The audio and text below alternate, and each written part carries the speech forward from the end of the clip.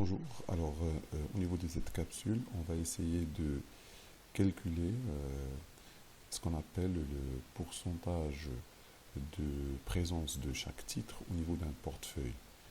Euh, Autrement, ce qu'on appelle les coefficients de pondération. En fait, je vais vous expliquer le principe dans un premier temps. On va supposer que le portefeuille, un PF, un portefeuille est composé de titres A et de titres B. D'accord. Alors maintenant, on achète une quantité de titre A et on achète une quantité de titre B. Bien. Alors, supposons que vous avez 800 titres A et vous avez 200 titres B. Alors, au total, nous avons bien sûr 1000. Alors, c'est quoi les 1000? C'est 800 plus 200. Donc, vous avez au niveau de ce portefeuille 1000 titres, dans les 1000, il y a 800 titres de A. Alors, je calcule maintenant le pourcentage du titre A dans le portefeuille. Et je calcule le pourcentage du titre B dans le portefeuille. Et je peux transformer ça en pourcentage. Voilà. Et vous avez 20%. Si vous faites la somme de 20 plus 100, c'est évident, ça va donner 100%. Donc 80% du portefeuille est constitué de titre A et 20% de ce portefeuille est constitué de titre B. Maintenant, vous savez que si je mets 80% plus 20%, ça va me donner 100%. Et 100%, c'est 1. Supposons maintenant que ça, c'est, je ne sais pas, alors je vais prendre, par exemple, un coefficient de pondération de alpha, par exemple. Hein. D'accord. Supposons que c'est alpha. Alors, insertion. Je vais rentrer un symbole que je vais utiliser pour pouvoir mettre en relief cette pondération dans le portefeuille. Alors, je vais choisir une notation bien déterminée. D'accord. Alors, hop, hop et hop. Alors, supposons que c'est ça. Un titre d'exemple. D'accord. Supposons que ça va 80%. Hein. Alors, maintenant, les 20%, c'est tout simplement 1 moins 1 moins. D'accord. Moins.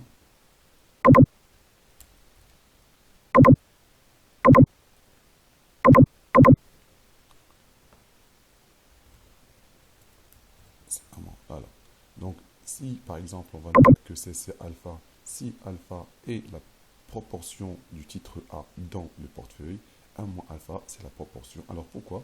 Parce que alpha, alpha, alpha, d'accord, plus 1 moins alpha, ça va nous donner tout simplement 1. Donc c'est le complément ici, d'accord. Donc on va essayer de calculer par la suite ce pourcentage, en fait le pourcentage du titre A et le pourcentage du titre B, tout en sachant que ce portefeuille est composé seulement de 2 titres. Alors maintenant, nous avons pour chaque titre le rendement et l'écart type pour le titre A et B, et nous avons l'espérance du portefeuille et nous avons la variance du portefeuille. Alors maintenant, pour résoudre ce petit problème, il faut dans un premier temps savoir que l'espérance d'un portefeuille, théoriquement, c'est l'espérance de la rentabilité de A multipliée par ce coefficient. C'est la rentabilité multipliée par le coefficient. Alors voilà, fois la rentabilité du titre A. D'accord. Plus. Alors maintenant, ce qui reste, le pourcentage, c'est 1 moins 1 moins. Ça va, fois la rentabilité du titre B. Donc voilà, l'espérance de la rentabilité du portefeuille, c'est l'espérance de la rentabilité du titre A fois le pourcentage du titre A, plus l'espérance de la rentabilité du titre B fois 1 moins alpha, c'est-à-dire le pourcentage du titre B. Alors maintenant, on sait bien que l'espérance du portefeuille, de la rentabilité du portefeuille, hein, est égale. Alors je peux distribuer l'espérance sans problème. Donc je vais dire c'est l'espérance de du pourcentage du titre, A fois la rentabilité espérée d'ILO plus l'espérance, d'accord, la, de la rentabilité de B, mais fois son pourcentage d'apparition dans le portefeuille. Voilà, donc voilà, RB, et voilà. Donc je peux distribuer l'espérance sans aucun problème. Et encore, il y a une autre propriété, c'est-à-dire c'est que l'espérance toujours du portefeuille est égale. Je peux faire sortir la constante, d'accord, de l'espérance sans aucun problème. Donc je vais mettre alpha à l'espérance de la rentabilité de A, c'est des propriétés mathématiques, plus, et je vais faire sortir l'autre constante, c'est 1 moins, voilà, pour la rentabilité du titre B. Voilà. Et maintenant, je sais bien que l'espérance, c'est une donnée. L'espérance du portefeuille, c'est 17%. Je commence à remplacer, je commence à faire l'application numérique. 17% est égal à... Alors, le pourcentage, on ne le connaît pas. On est en train de chercher le pourcentage. L'espérance à la fois. Alors, on sait bien que l'espérance de la rentabilité du titre A, c'est 15%. Il est là. Donc, c'est 15%. Donc, fois 15. Alors, c'est 15%. Alors, je vais mettre ici 15%, plus, alors, plus, bien sûr, 1 moins, fois alpha, fois, alors, j'ai la rentabilité du titre B, elle est là, d'accord? La rentabilité du titre B, c'est 20%, donc je vais mettre 20%, 20%, voilà.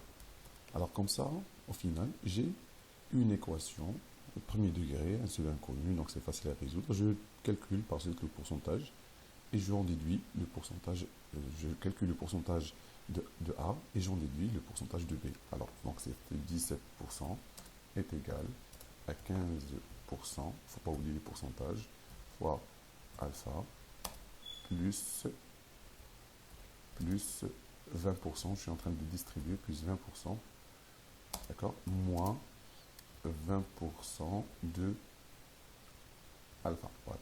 Donc j'ai distribué cette quantité-là, j'ai distribué cette quantité-là, j'ai distribué cette quantité.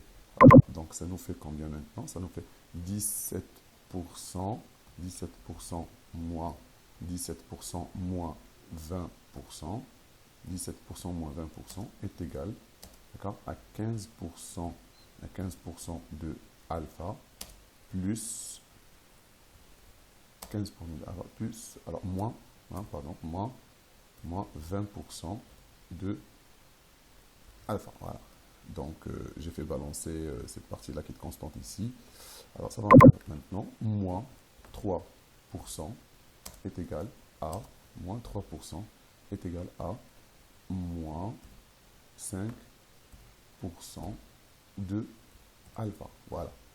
Maintenant, je peux calculer maintenant le alpha. C'est faux. Alors, je tourne là. Hop, hop. C'est faux.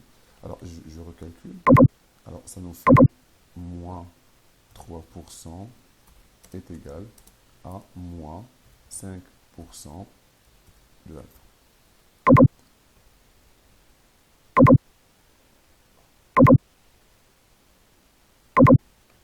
Voilà. Maintenant, je peux calculer. Alors là, un petit souci. Alors là, je dois calculer le alpha.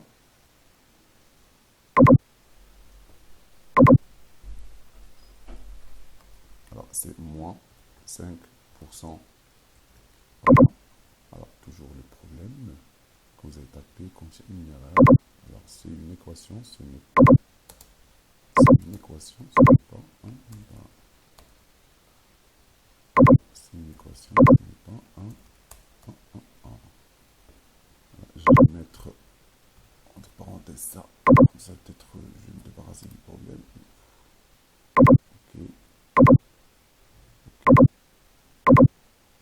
Je m'en fous. Merci. Alors maintenant, je peux calculer le alpha.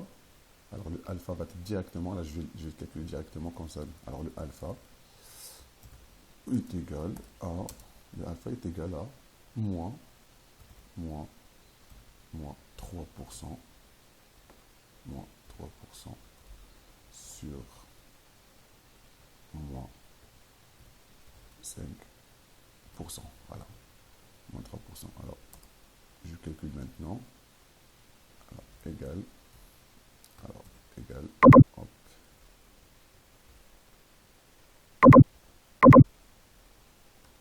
moins 3%, c'est 60. Et donc, c'est 60%. Voilà, c'est 60%. Alors, le pourcentage de A, c'est 60%. Donc, 1 moins alpha, 1 moins alpha, le pourcentage de B, ça va? Alors, copier cette partie-là. 1 moins CTRL V, ça va être systématiquement 40%. Voilà, 40%. Donc, le pourcentage de A, c'est 60%, et le pourcentage de B, c'est 40%. La somme, c'est 60%. Donc, en fonction des deux. Voilà. Donc, c'est une manière pour dégager, pour voilà, calculer, déterminer ce que vous voulez, le pourcentage de chaque titre dans le portefeuille. Donc, en fonction de ces données-là, en fonction du titre A et B, en termes de rendement et écart type. Et puis, par la suite, nous avons l'espérance du portefeuille et la variance du portefeuille. Si vous avez les pourcentages et vous avez les rendements espérés et les écarts de chaque titre, vous pouvez par la suite calculer vous-même l'espérance et la variance. Donc voilà. Donc je vais par la suite passer vers un autre calcul au niveau de la capsule suivante. C'est celui qui consiste à dégager la covariance de ces deux titres-là à partir de cette variance-là. Voilà. Donc maintenant, vous avez une démonstration qui va vous permettre de dégager les pourcentages de chaque titre au niveau du portefeuille. Voilà. Merci beaucoup pour votre attention.